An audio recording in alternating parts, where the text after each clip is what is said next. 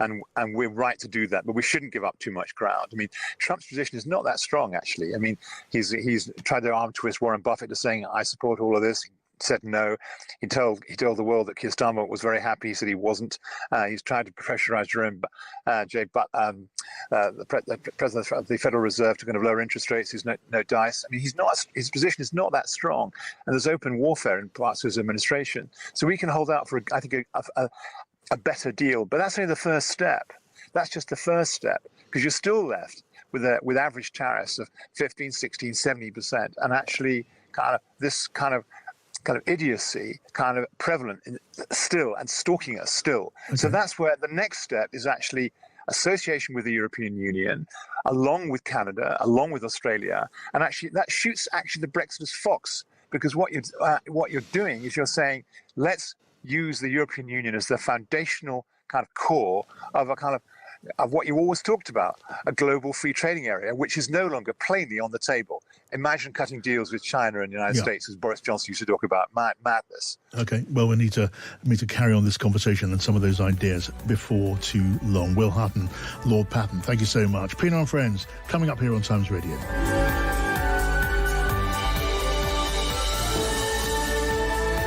Across the UK, on DAB, online and on your smart speaker. This is Times Radio, the voice of the Times. It's 6 o'clock. I'm John Pienaar. Welcome to Pienaar and Friends. Tonight, that's Rachel Cunliffe from the new Statesman and Seb Payne of the Times. And you, I'm happy to say, and listen in, join in, and you can watch on YouTube. We are live streaming on YouTube. If you want to watch along, listen along, join in, chat along here on Times Radio after the news with Andy Hayes. Thank you, John. Good evening. Volodymyr Zelensky says 2 Chinese men who are fighting with the Russian army have been captured in eastern Ukraine. Ukraine's foreign minister says he summoned the Chinese diplomats for an explanation. Former Foreign Office Minister Andrew Mitchell has told Times Radio the news is alarming. That would be a profoundly regrettable act from a country, China, which has ostensibly said that it is neutral and wants to end the conflict. So if that were to be true in anything other than an individual account, that would be very serious indeed. A 15-year-old boy and a 13-year-old girl have been found guilty of manslaughter over the death of an 80-year-old man in Leicestershire. A court heard Bim Coley was racially abused and died after being seriously injured in Franklin Park in Braunstone Town in September. The teenagers, who can't be named, will be sentenced next month. Detective Inspector Mark Sinsky says it's an appalling crime. His family are traumatised and devastated and lost all that they had in that very loved and respected man. And the community's lost a pillar of all that was best in that community, and by children. And that is what shocked everybody to the core. The stock markets have recovered after suffering sharp drops yesterday, triggered by Donald Trump's worldwide tariffs. The FTSE 100 has closed up 2.7%, while in New York the Dow Jones is currently up 1.25%. Donald Trump is threatening an extra 50% tariff on China if Beijing does not drop retaliatory measures. The UK has been hit with 10% tariffs and 25% on cars. Sir Keir Starmer's told MPs he could hit back. Obviously, we have to keep our options on the table and do the preparatory work for retaliation if necessary. But I think that trying to negotiate is better. A new Child Protection Authority is to be set up. It follows a major inquiry into child sexual abuse published in 2022. The J report said abuse was an epidemic in England and Wales. Lawyers for Prince Harry claim he was singled out for inferior treatment by the Home Office when it downgraded his security in 2020. He's attended a hearing at the Court of Appeal, which is considering the level of protection he received when he visits the UK. Racehorse celeb Dallon has died after collapsing during Saturday's Grand National. Jockey Michael Nolan was given a 10-day suspension after the race, with a steward's report saying he continued to ride when the horse had no more to give. And the King and Queen have been given a brief tour of the Colosseum in Rome as part of their 4-day state visit to Italy. They also watched a joint flypast of the Red Arrows and the Italian Air Force's aerobatics team. A state banquet's being held in their honour this evening. And remember, the finest writers from the Times preview and review the week's football on The Game podcast. Across the UK, on DAB digital radio, on the free Times Radio app, and via your smart speaker. John Pienaar on Times Radio Drive with NatWest Cushion. It is good to have you with us here on Pienaar and Friends, an hour of good conversation in very good company. Tonight, that is the Associate Editor at the New Statesman, Rachel Cunliffe. Hello, Rachel. Hello. Welcome back, as always. And Seb Payne of The Times, an old friend of Pienaar and Friends. Hello to you, Seb. Good evening, John. Now, we're on YouTube, as I say, so you can watch, you can listen, you can join in always when you're listening. Send me your thoughts as we go along. Send me a text, 87222, start with the word Times. Join in the conversation in your own voice, if you like, on WhatsApp to 0333 003 2353. Let's hear what you're thinking as well as reading what you are thinking. And we're watching the screens now. We're going to be hopping over to the White House live anytime now, where there's going to be the regular briefing, but this time, as you can imagine, well, we're always interested, especially interested this evening. So while we're watching and waiting for that, Rachel, what is your thought for the day? Okay, so I've been wanting to talk about this for a couple of weeks now, and there's always been Trump news that's overshadowed it. So you're going to think this is a cop-out because Seb Payne is here rather than Tim Montgomery, and so that I've gone for a sort of softer target here because I think Seb will probably back me on this. But I think we need to stay on top of the story about deportations in the US, as well as all the financial stuff, as well as the tariffs. The fact that the Supreme Court has allowed the White House to use this the Alien Enemies Act from 1798 to deport people who they say are gang members to other countries without due process. The Maryland man who we know was deported from an administrative error where the White House just decided to not comply with the orders of a judge. And also all those stories that are coming out about people who have green cards or who have valid visas, who are students perhaps, or even have tourist visas, who are being detained at the US or deported without any kind of due process whatsoever. This is a country that is, at least in this particular area, losing its hold on the rule of law, and I think it's really sinister. And I also think it's sinister for US citizens, because if the government can just decide that somebody who isn't a citizen has no due process rights and deport them, well, how do they have the chance to prove that they are a citizen if indeed they are? So lots of financial news coming out of the US, but I want to spotlight what's going on in terms of deportations and people being detained, because I think we here in other countries outside of the US really need to be paying attention. Yeah, we are so, aren't we? At the very frontier of presidential reach and overreach when it comes to the powers of the executive, the powers of the presidency. These orders. I mean, normally at the beginning of a presidency, the president sits down on the day of inauguration and signs 8, 9 executive orders. Now barely a day passes with another pile being added to the pile, and each one of them is testing the president's power against the constitutional power of Congress or of the courts. And it's deliberately being done that way. And for a lot of people, that is concerning. I think I have two thoughts on this. First of all, I agree with Rachel, as we often always do, that there is a strategy here to flood the piece, as Steve Bannon, the influential advisor to Donald Trump, talked about, which was to do as much as possible, as quickly as possible, to try and vex the enemies of Donald Trump, those who are not on board with his agenda. And that speaks to both what we're seeing in terms of the economic and tariff stuff, but also with the illegal migration piece that you talked about there. And the fact is that, all these legal challenges to deportations have bogged down presidents for a long time, rightly or wrongly. Yet instead what you're seeing here is the fact that Donald Trump has gone from an 1876 piece of legislation. It's mad, and they want to have this fight and they want to try and win it. The second thing is that I was quite taken with an interview with Piers Morgan, formerly of the News UK stables, who obviously talks to Donald Trump and knows him quite well. And he had said that since Donald Trump's attempted assassination, it's completely changed his psyche in his conversations with the president. And in fact, whereas he looks back on his first term, and yes, it was chaotic, and yes, it was court politics, but they didn't go to flood the piece. They didn't really go for it. And that's now exactly what we're seeing every day. Okay, I see Carolyn Leavitt, the presidential spokesman, is at the podium of the White House. We're going to go there in just a second. We're going to cross as soon as we've got the live feed there from the briefing room in the West Wing of the White House. It's going to be an especially interesting one, this, isn't it, Seb? I mean, these briefings, they're frequently focusing on a lot of domestic issues of great interest to those in the room, less so to the wider world. I suspect maybe not quite that way this time. Let's find out. Let's cross to the White House now. How are we? Good to see you all. I have a few announcements off the top today. On April 14th, President Trump will welcome President Bukele of El Salvador for an official working visit here at the White House. They will discuss El Salvador's partnership on using their Supermax prison for Tren de Aragua and MS-13 gang members, and how El Salvador's cooperation with the United States has become a model for others to work with this administration. On April 17th, President Trump will welcome Prime Minister Giorgia Meloni of Italy for an official working visit at the White House as well.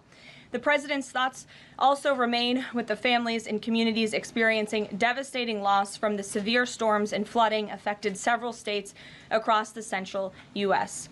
President Trump approved emergency declarations for Arkansas, Kentucky, and Tennessee, allowing FEMA to provide federal assistance like equipment and resources to support state and local emergency response officials who are leading this response on the ground. Last night, the Supreme Court delivered a massive legal victory to the Trump administration and allowed us to continue removing foreign terrorist invaders under the Alien Enemies Act.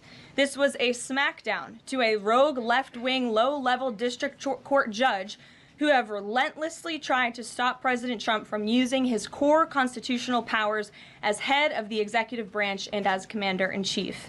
The highest court in the land made it clear that the President of the United States has the power to protect our homeland and forcibly remove foreign terrorists who pose a grave threat to families and communities. Thank you to the Supreme Court for upholding the rule of law and protecting the Constitution. Our message to the monster Tren de Aragua and MS-13 terrorists still hiding illegally inside our country is clear. Deport yourself now, or you will be locked up and sent back to your home country. On another matter, the historic Liberation Day announcement last week by President Trump made it very clear that the era of American economic surrender is over. President Trump is no longer going to allow American workers and companies to be ripped off at the hands of foolish trade practices that shipped away millions of high-paying jobs and hollowed out communities across the country. It's America first, all the way. And despite fear-mongering by the media, the world is clearly responding to President Trump's approach. Just yesterday, President Trump held a bilateral meeting with Israeli Prime Minister Benjamin Netanyahu here at the White House. The Prime Minister pledged to immediately eliminate America's trade deficit with Israel and remove their trade barriers. Israel's proactive approach should serve as a model for the rest of the world. Also yesterday, the President spoke with Japan's Prime Minister, who wants to negotiate as well. The President also spoke to the acting President of South Korea this morning. He has tasked Secretary Bessent and U.S. Trade Representative Jameson Greer to lead these talks.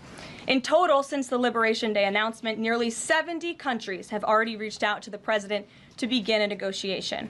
Countries are falling over themselves to reform their unfair trade practices and free open their markets to our country. Why?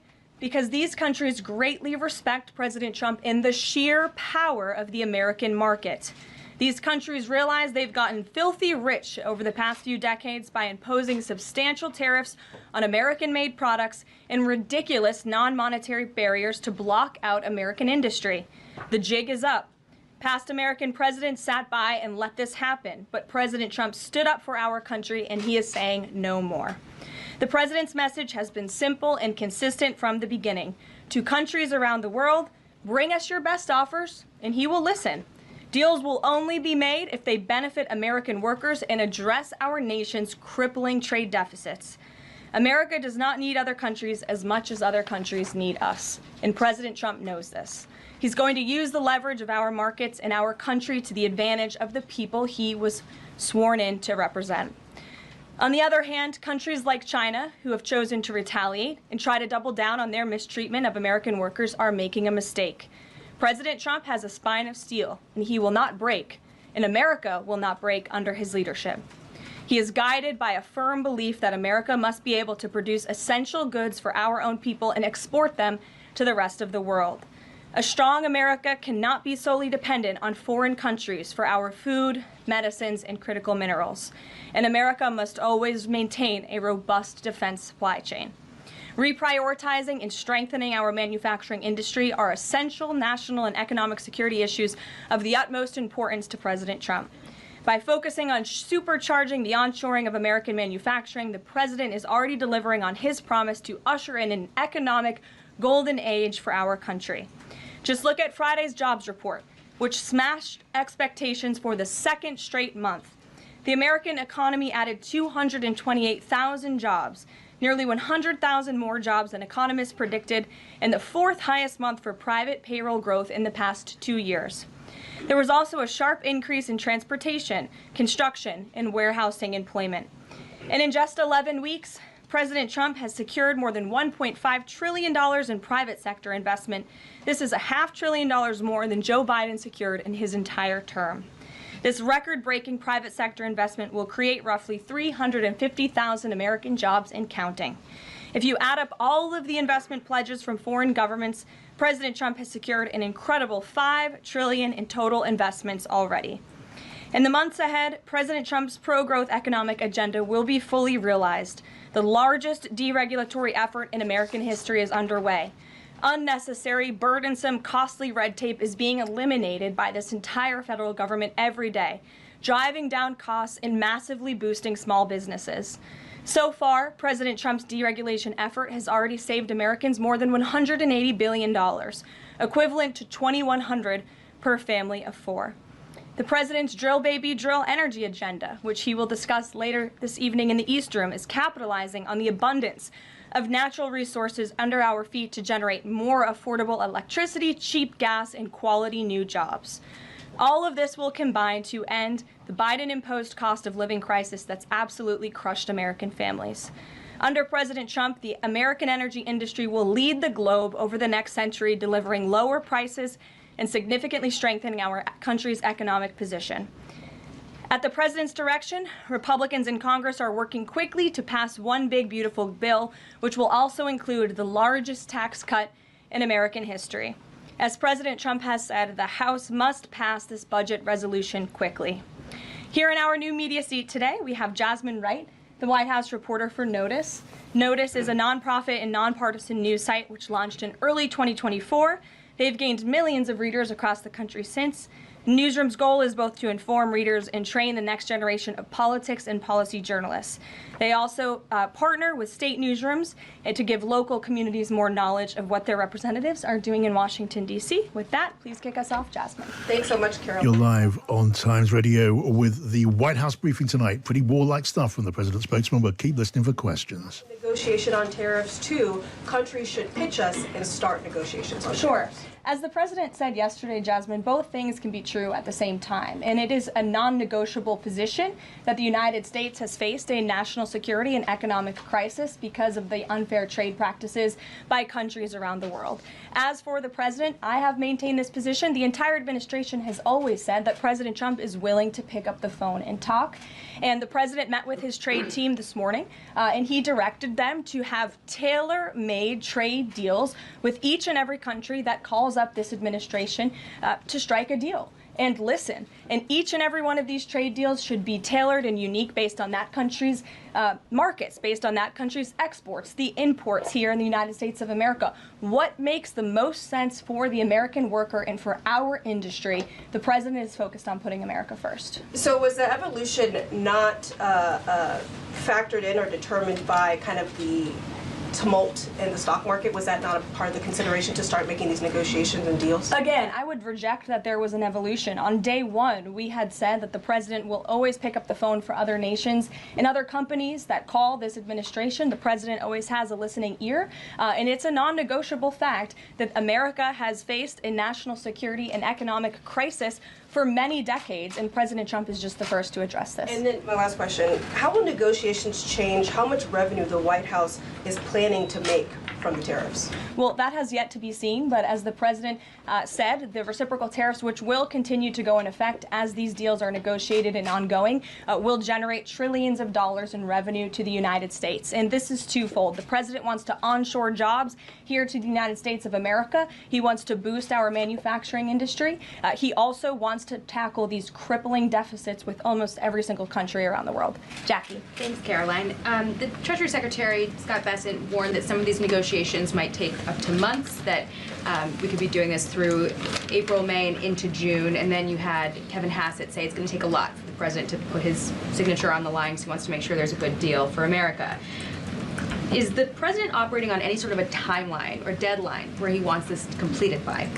Well, we always move at Trump speed here at the White House, which is incredibly fast. I know you all know that from covering this White House day to day. The president likes to get things done, but he's very much focused on ensuring that these deals are good for the American worker, they are good for American manufacturing, and again, that they tackle these crippling deficits with these countries. All options are on the table for each country, but again, these are going to be tailor-made deals. They are not going to be off-the-rack deals, as the president has called it, and he has directed his entire trade team to be part of this effort. So that includes Secretary Bessent and our National Economic Director, Kevin Hassett. It also includes Secretary Lutnick, Peter Navarro, the entire trade team, Jamieson Greer, who was on the Hill today.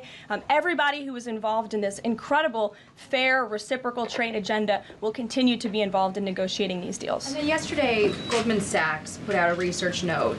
It put the odds of a recession at 45% within the next 12 months, up from 35%. But Peter Navarro guaranteed last night no recession. Does the president agree with him on that? I know that the president in the past has been leery of making definitive statements on that. I can speak for the president, and I can speak for the optimism that he sees in our economy every day. Again, when you talk about the massive deregulatory efforts that are happening across the board, when you talk about how oil prices are down, gas prices are down, egg prices are down, we're cutting costs for the American worker, for the American consumer. We also see trillions of dollars of investments pouring into this country every day, and we're working hard now on the tariff side of the president's economic agenda. But don't forget, the next side of this is tax cuts, and we're counting on Capitol Hill to get those done, the largest tax cuts in history. Does that mean that without those tax cuts coming through, that the likelihood of a recession is greater? No, that's not what I said. I'm just saying be mindful of the whole of government economic approach that this administration is taking every day. Sure. Go ahead. Thank you, Caroline. You just said that one of the reasons these tariffs are going into effect is that some countries have been ripping off the United States, but some of the tariffs target countries like Madagascar, Bangladesh, with very high levels of poverty. So can you explain how the president wants to correct the deficit with those countries? Is there a plan, for example, to onshore the textile industry that these countries are known because, and just like, can you be specific about those like low income countries? Well, first of all, the reciprocal tariff rates that were implemented by country were focused on the monetary tariff that those countries have imposed on the United States, but also the non-monetary tariff barriers and the regulations, if you will, that have been put into effect over the years, making it harder for America to export to these countries. These were very carefully crafted numbers. There was also a 10% baseline tariff across the board, as well, as you know. Moving forward, the president will talk to any country that picks up the phone to call, and I can tell you the phones have been ringing off the hook, wanting to talk to this administration, this president, and his trade team to try to strike a deal. And it's because the world knows that they need the United States of America. They need our markets. They need our consumer. The president has a lot of leverage on his side because he has the best economy and the best country in the world that he leads, and he knows that. And it's about dang time we finally have a president who uses that economic leverage to benefit American workers. And that's what the president is trying to do. Maggie. Caroline, thanks. Does the president endorse something that Howard Lutnick said on television this weekend, which was that the army of millions and millions of human beings screwing in little screws to make iPhones, that kind of thing is going to be moving to the U.S.? Is that how the president envisions manufacturing shifting? And if so, how long would that take, roughly? The president wants to increase manufacturing jobs here in the United States of America, but he's also looking at advanced technologies. He's also looking at AI and emerging fields that are growing around the world that the United States needs to be a leader in as well. So there's an array of diverse jobs, more traditional manufacturing jobs, as you discussed, but also jobs in advanced technologies. The president is looking at all of those. He wants them to come back home. But iPhones specifically, is that something that he thinks is the kind of technology that can move to the U.S.? Absolutely. He believes we have the labor, we have the workforce, we have the resources to do it. And as you know, Apple has invested $500 billion here in the United States. So if Apple didn't think the United States could do it, they probably wouldn't have put up that big chunk of change. Elena. Hi, Caroline. It's clear the president has gotten the world's attention with these tariffs.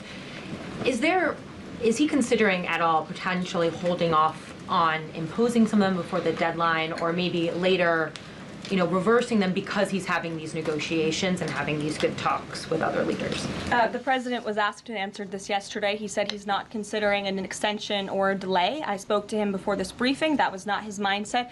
He expects that these tariffs are going to go into effect. And you said something very important, Elena, in your question. You said the president has captivated the attention of the world. Absolutely he has. And it's about time we have a president in the Oval Office who is putting the world on notice and is putting the American people first, and again is using the leverage of the United States to negotiate good trade deals. Just a quick follow-up. Sure. There's been some public sparring between Elon Musk and the president's trade advisor, Peter Navarro, on some of these tariffs. Musk actually referred to Navarro today as being, quote, dumber than a sack of bricks.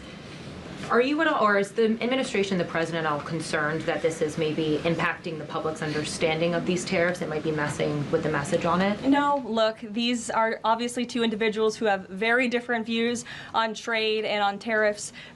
Boys will be boys, and we will let their public sparring continue. And you guys should all be very grateful that we have the most transparent administration in history. And I think it also speaks to the president's willingness to hear from all sides, that he has people at the highest levels of this government in this White House who have very diverse opinions on very diverse issues, but the president takes all opinions in mind, and then he makes the best decision based on the best interests of the American public. Tiana. Thanks, Caroline. On Truth Social today, Trump was talking about one-stop shopping talks with foreign leaders, bringing leaders to the U.S., to Washington, and talking to them about tariffs, but also other topics.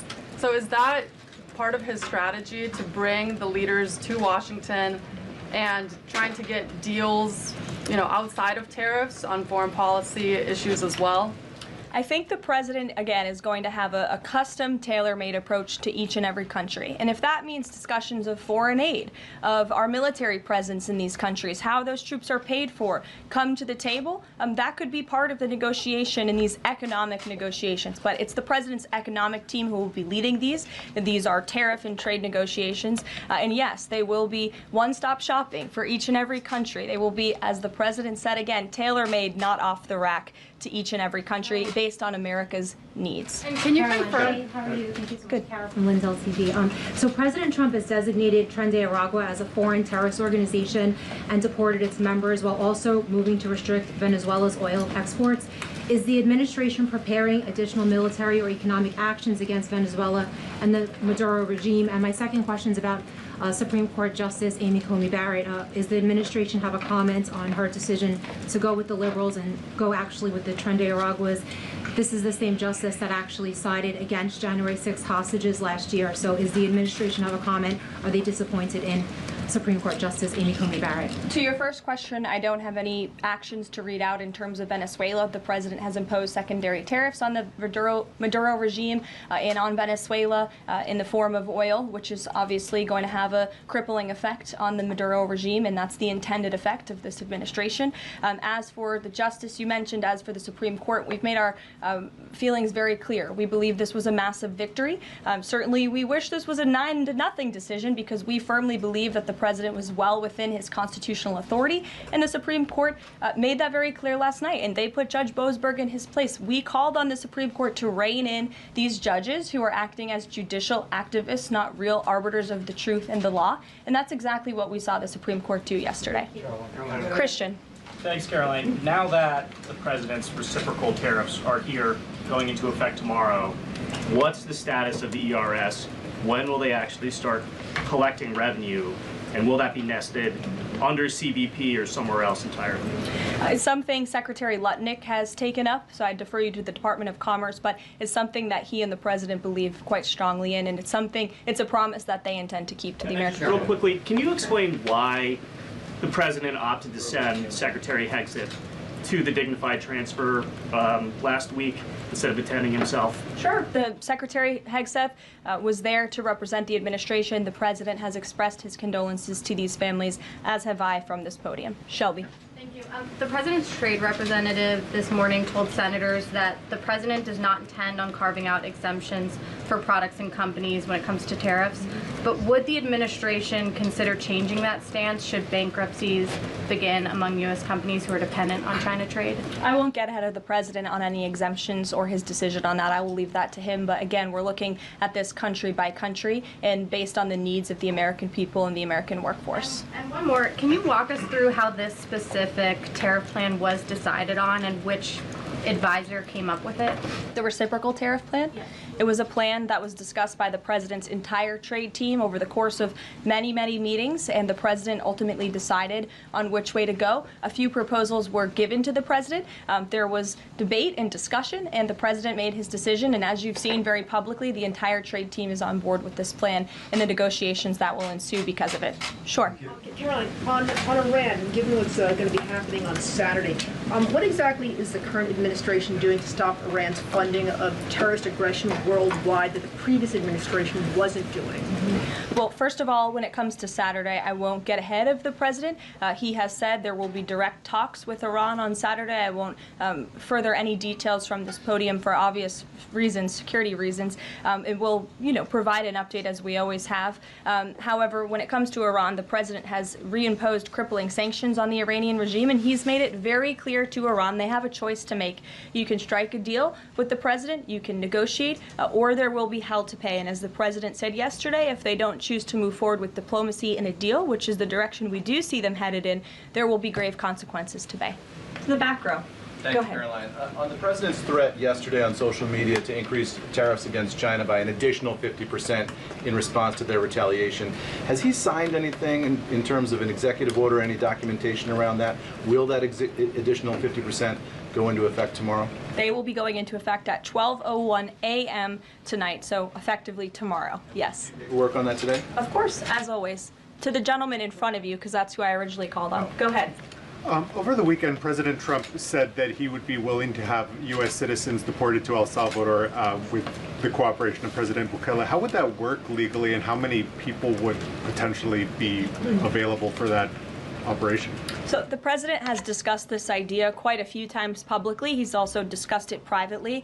You're referring to the president's idea for American citizens to potentially be deported. These would be heinous, violent criminals who have broken our nation's laws repeatedly. And these are violent, repeat offenders in American streets. The president has said, if it's legal, right?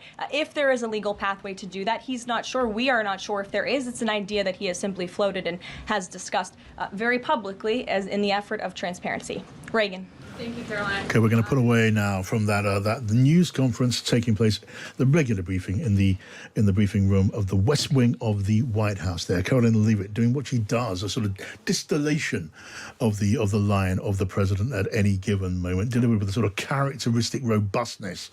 There, fascinating stuff there. We stayed with that for longer than we might normally have done. You can, if you listen to that, I think you might agree it was maybe the right thing to do. There was Caroline Leavitt. In one breath, telling us the president's door is open, his phone is there. Give him a call, you world leaders, and let's see if we can do a deal that might help you with the tariffs that President Trump has slammed down. So it sounds as if, look, come and do a deal. I'm the man, the art of the deal. Come and let's make some art together. But in the next breath, we had it from the president's spokesman that the president had a spine of steel, that as far as he was concerned, and I'm quoting now, well, other countries matter to America less than America matters to those countries. Tough stuff. Now, you wouldn't expect in a way... better deal. And he will love that. He will love the choreography and the power and the influence of doing that. But as I said, along the way, there's a lot of economic damage, not just to the wider world and America's allies, but to America itself. Yeah, I mean, Caroline Leavitt was very clear on that latter point. Anyone come along, see if we can do a deal? 70 countries, I think she said now. Last time I heard, it was 50, now it's 70, trying to get through the door or on the phone to the president. But when they do, she described there being a tailor-made deal for each and every one of them. Maybe the implication of that is come and do a deal, but, it's take it or leave it. We'll put that on the table and see how you like it, because otherwise you're going to have to lump it. That may well be the message there. Maybe why some of those on Wall Street listening to all of this maybe would like to hear something a little bit more giving. What did you make make of it, Rachel? Well, I'd love to know what the tailor-made deal for a country like, for example, Madagascar would be, given that Madagascar exports primarily vanilla. You can't grow vanilla in the US. Vanilla is widely used and enjoyed in the US. So I'm not quite sure, short of, I don't know, not to give anyone ideas, but, annexing part of Madagascar on behalf of the US, quite what the White House wants to get out of negotiations like that. But the language, as both of you were saying, very, very robust. She talked about that there would be no economic surrender.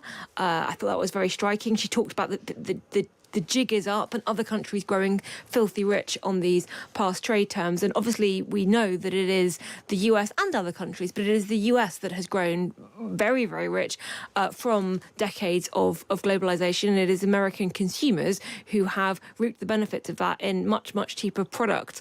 I'm not sure if either of you saw the analysis that if an iPhone were to be made entirely within the US, I'm not even sure it could be, given that the US doesn't have the kind of rare earth metals that you need for that, but it would cost between $30,000 and $100,000 per iPhone. So that's kind of what we're talking about here. But no economic reality in that press conference, I don't think. And it also reminded me that the only certainty is that there is no certainty, because what the market and US allies want to see is some kind of clear plan about where the economy is going, where trade is going, and if these tariffs are the new norm, that's fine, that's the end point. But every time you hear a spokesperson for the Trump administration, all you hear is more negotiations, more talks, and it's never going to end, which for Trump is great because it means you've got people coming to want to do the deals and to pay homage. But if you're a country trying to decide your economic plan or your future, then it's almost impossible. And when you talk about people coming to worship, I mean, it's very difficult for countries, but I would just say, think of the Penguins. What are they going to do? Yeah, they're probably quaking, getting their black and white suits properly laundered to make their appearance at the White House. They can buy some vanilla, that's what they can do. They can do that. This is Stephanie. Stephanie writes in, our listener Stephanie, just when I thought the White House Barbie could not be cringe anymore. Boys will be boys as a description for top advisors and members of the government. Seriously, says Stephanie. And Philip writes in from Minnesota. Always great to get a listener stateside joining in the conversation. Philip from Minnesota texts, I'm not sure Europe or Asia for that matter need to plead too fervently before his recklessness for tariff relief. Philip says America can only carry a $38 trillion national debt if people and nations agree to hold the bonds our Treasury sells. Britain alone holds $100 billion in US T-bills. And then he goes on, if only Britain and France would have threatened to do so, to dump those bills on the market, well then Donald Trump would not have all the cards. That's the message from Philip there in Lakeville, Minnesota. Now, listening to all of that with us on the other side of the Atlantic, Molly Bull from the Wall Street Journal, always very welcome. Hi, Molly. Hi, John. Great to be here. It's good to have you. Tell me, what did you make of what we've all been hearing? Well, it's a continuation, I think, of what we've been hearing over the past week ever since Liberation Day, that the administration has strongly defended Trump's tariffs, but they can't seem to decide what the long-term plan is, and they are not really giving indications of where this is all supposed to end up. We saw the markets seem to take some solace this morning from this seeming, crack in the door for negotiations, but it's not at all clear what that means. And I think in the briefing, which you summed up quite well, I didn't catch the whole thing, but it was a lot of the same, of saying, yes, we like negotiating, yes, we want to make all of these deals, but it's clear that there's not going to be a sort of last-minute reprieve from the tariffs that are supposed to go into effect at midnight, so about 10 hours from now, Eastern time. And what, if any, kind of result that any of these countries could get from such a negotiation is far from clear, right? We had Prime Minister Netanyahu at the White House yesterday, very proud to be the first foreign leader to sort of come hat in hand begging for a reprieve from the tariffs. And he was quite welcomed, but he didn't get anything to show for it aside from sort of vague assertions of goodwill. So there's still a lot of uncertainty both among foreign governments and among, investors and business people here in the U.S. Yeah, I was asking the question earlier on the programme, Molly, what is it that Donald Trump wants to achieve? What does he want out of this? The answer seems to be everything. He wants to have leaders queuing up on the phone, queuing up at his door to do a deal, but he wants it to be a deal very much on his terms. And at the same time, he's promising, as Caroline Leavitt did just a moment ago, that this tariff regime is going to deliver trillions of dollars for the United States, which suggests he's not going to go negotiating away the massive fruits of the policy, the disruptive policy that he's now put into place. Wants to have it all. Just mention this, just briefly. Kate Borsay takes over at 7 o'clock. She's going to be talking to the former chief economist for the IMF. That's Maurice Obstfeld. And also we're going to be hearing live from Donald Trump himself with Kate, who's signing more of those executive orders. What will they have in store? All of that. And a look inside tomorrow's papers, all coming up after 7 o'clock with Kate Borsay. Stay with us. This is Pienaar and Friends here on Times Radio with Seb Payne, with Rachel Cunliffe, Molly Ball over the water at the Wall Street Journal. And we're with NatWest Cushion, putting your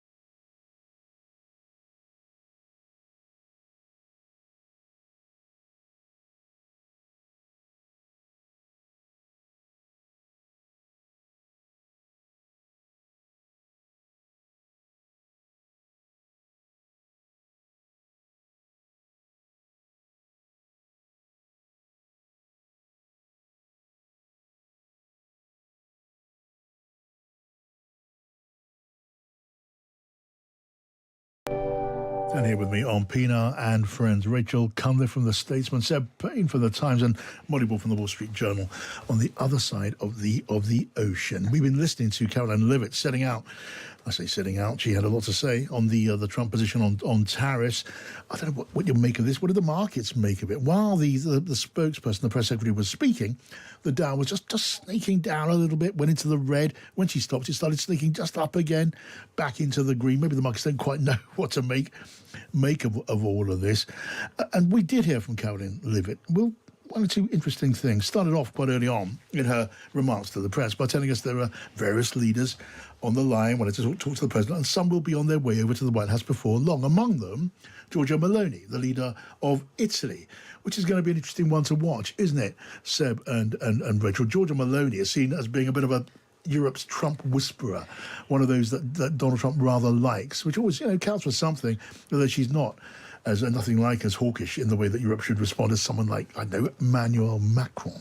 She's probably the leader most aligned towards Donald Trump when it comes to the issue of illegal migration and deportations as well. And she's also the one that I think the president knows will be able to make his case most effectively amongst the EU to not retaliate in a great way to the tariffs that have been slapped on. So I imagine it's that latter point that's really going to be laboured in this meeting here, because obviously what Donald Trump Trump wants to do is this to be a one-sided skirmish in the trade war, that America fires its round and then no one else fires back. Now, China hasn't quite got the memo on that, as we've seen by the escalating nature of tariffs there. How exactly the EU is going to respond is not entirely clear. The UK, for example, has decided not to retaliate, which, as we've argued in the Times' editorials, is the right thing to do, given the fact that there is clearly some sort of deal to be done, and that aggravating President Trump further is not going to result in a better endgame for the UK economy or for wider economies. So I imagine Giorgia Meloni will be making that, will be trying to get that message and trying to be a bit of an interlocutor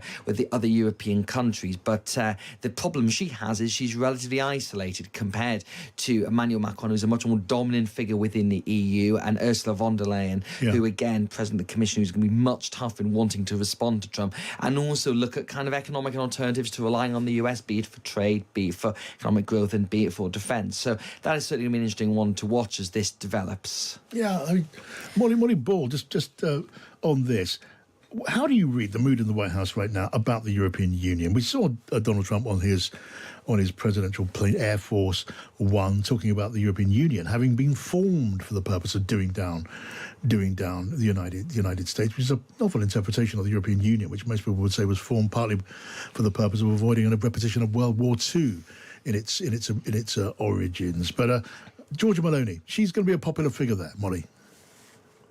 Yeah, I think it's correct to say that she's one of the most aligned or best able to communicate with the White House. But certainly the president has not been a fan of the EU. I mean, I think you saw signs of that in the leaked Signal chat and the comments made by J.D. Vance and, of course, his public comments as well.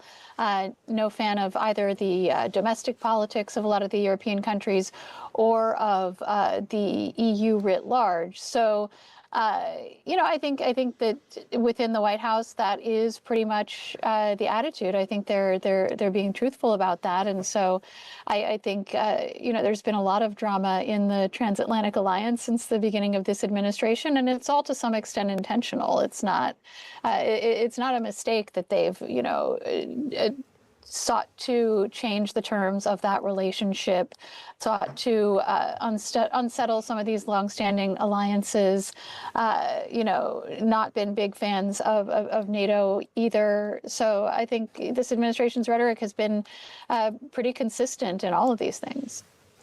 The other world leader who Caroline Leavitt said would be coming to the White House is the president of El Salvador to discuss prison cooperation.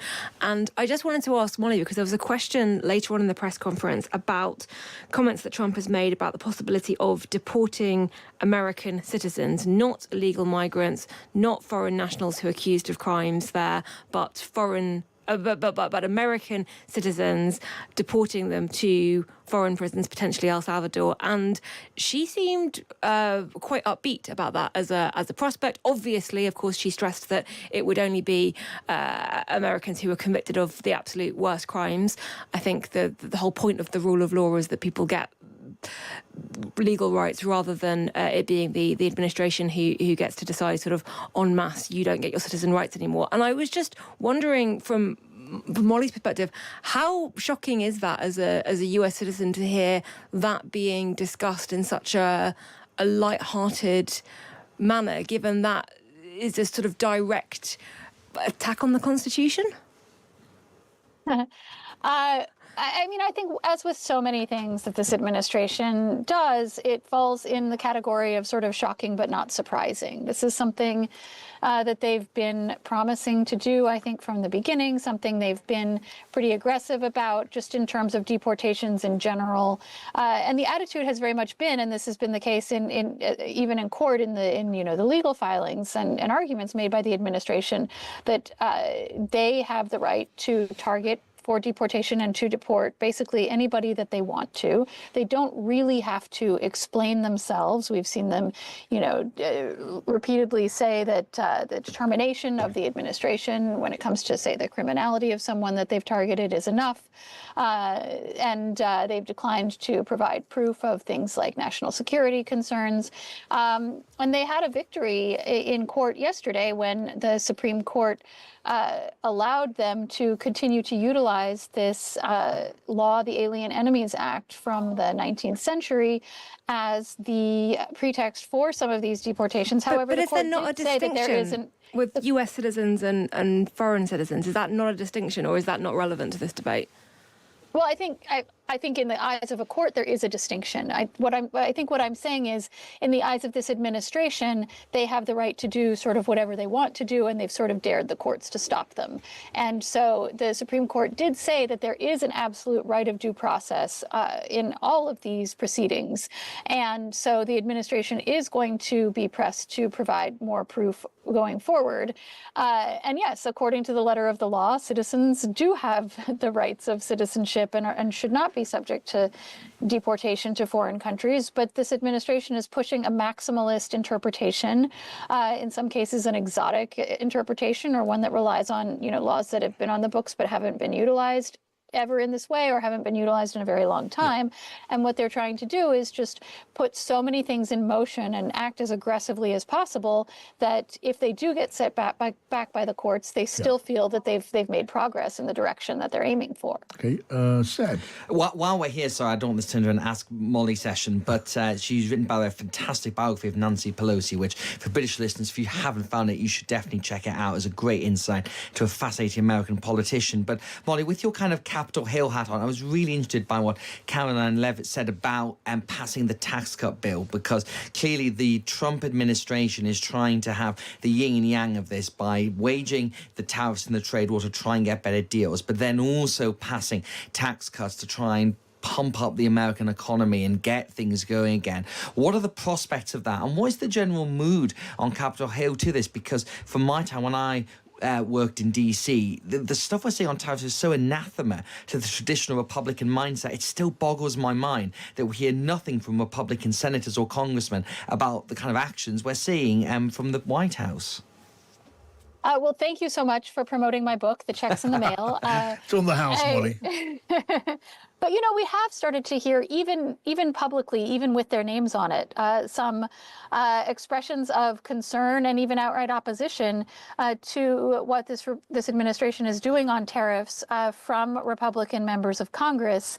I would say that that first of all, this is a different Republican Congress than it was 8 years ago. This is no longer the party of Paul Ryan. It's no longer the party of Ronald Reagan, and the appetite for sort of libertarian, laissez-faire economics, it has been dramatically reduced because of the way that Trump has remade the party in line with his instincts toward things like protectionism. So that's one factor. But you still do have a Republican Congress that's pretty divided when it comes to economic policy, along the lines of what Trump wants versus what conservatives have traditionally advocated. And so, for example, Trump's nominee for U.S. Trade Representative was on Capitol Hill for a confirmation hearing this morning, and he got pressed very hard by Republican senators to lay out an end game to the trade war, to articulate a goal for what this administration was trying to do on trade, and he was somewhat evasive, and you could tell that some of these Republicans were not satisfied by his answers, because he does come much more from the pro-tariff school of thought, and there are still quite a lot of Republicans, especially in the Senate, where they tend to serve longer terms and have more history with the party. There is a lot of heartburn. We've heard a lot of heartburn from, farm state representatives who are concerned about the effects of the tariffs. Republicans are, of course, quite sensitive to the palpitations of the business community, which is very concerned, not to say panicked, about what's happening in the markets and what's happening potentially to their supply chains. So, and there's been a bill proposed to try to take back control of the tariff process from the executive branch. The White House has threatened to veto it. So even if it were to pass, I don't think that bill would become law. Yes. But the fact that you have multiple Republicans now willing to put their names on that sort of legislation tells you that the pushback is real, and the White House is hearing more and more. And just to circle back to the main action on Capitol Hill, the tax cuts, as you say, this is basically consumed both houses of Congress. It's the only thing they're really working on all year, and the trade war has really thrown a wrench in it. It was already very difficult because of the narrow margins that they have and because of how much they're trying to put in this bill.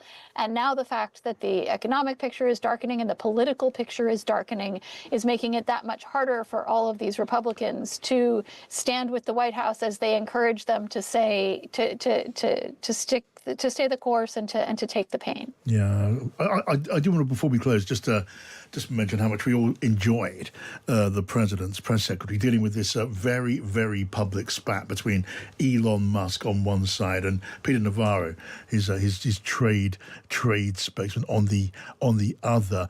Musk calling the trade advisor dumber than a sack of bricks. He's actually called him worse things than that. But as you say, this is a family program. I can't quite go there. He was truly a moron, Musk said of Peter Navarro, because Navarro had said that Tesla was not a maker of cars. It was an assembler of cars. It got worse. It spiraled from there. And this is what Caroline Leavitt had to say about that when she was pressed. These are obviously two individuals who have very different views on trade and on tariffs.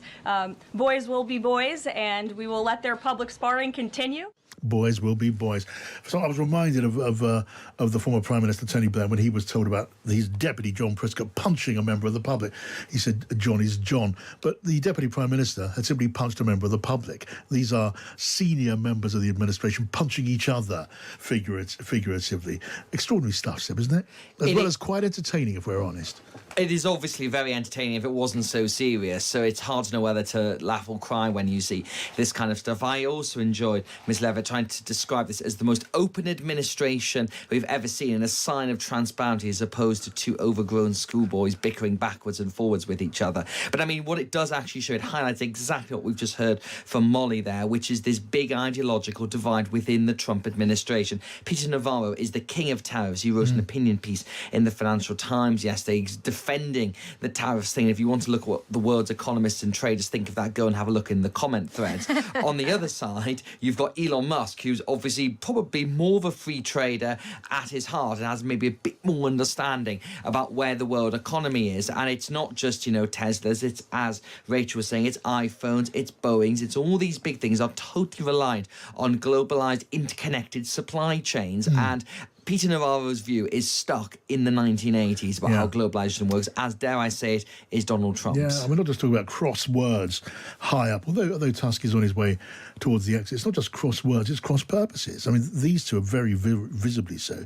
But the Treasury Secretary, Scott Bessent, takes a different tack and a different tone to people like Navarro, like people like the Commerce Secretary.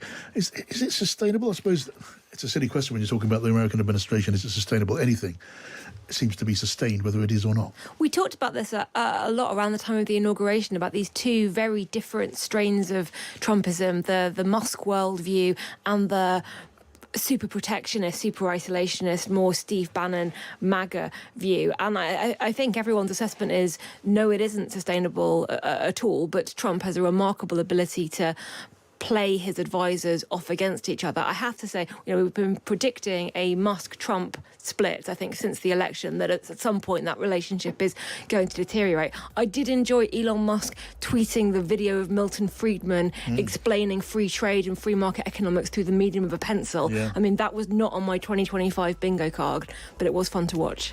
Yeah. Also tweeted by the Chinese embassy in DC, I believe, which just shows how through the looking glass we've now gone on where the world economy is. Oh, I've got to leave you there. Seb Payne, Rachel Cunliffe, thanks so much. Lovely to see you. And Molly Ball, do come back and see us again soon. I will look forward to that. Now, Angus Mitchell was our producer today. Our technical operator was Isaac Marley. I'm back tomorrow at 4, and Kate Borsay is up next with much more of the same on Times Radio.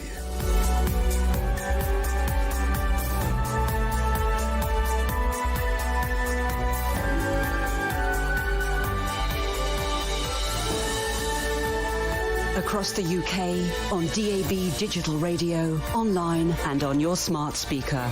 This is Times Radio, the voice of the times.